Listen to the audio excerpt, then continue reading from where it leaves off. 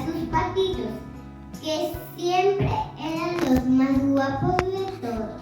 Llegó el día en que los patitos comenzaron a abrir los huevos poco a poco, y todos se congregaron ante el nido para verlos por primera vez.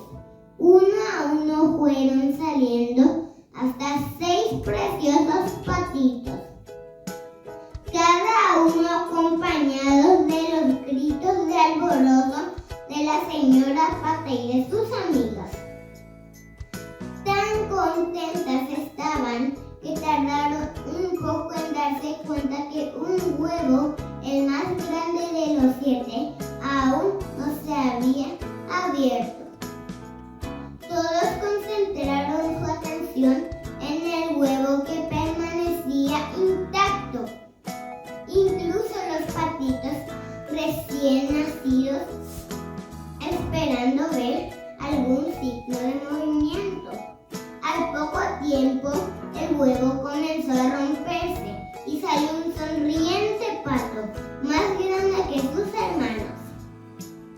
Pero, oh sorpresa, muchísimo más feo y desgarbado que los otros 6.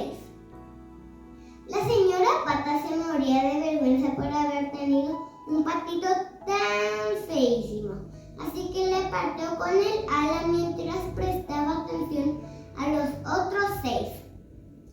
El patito quedó tristísimo y llorando porque empezó a darse cuenta que allí no lo querían. El patito decidió buscar un lugar donde encontrase amigos que de verdad lo quisieran, a pesar de su aspecto. Una mañana muy temprano, antes que se levantase el granjero, huyó por un agujero del cercado. Pasaron los días y su aspecto no mejoraba, al contrario, empeoraba, pues crecía muy rápido y era flacucho. Además que era bastante torpe el pobrecito. Sus hermanos le jugaban pesadas bromas y se reían constantemente de él, llamándolo feo y torpe. Fue a otra granja donde una vieja lo recogió.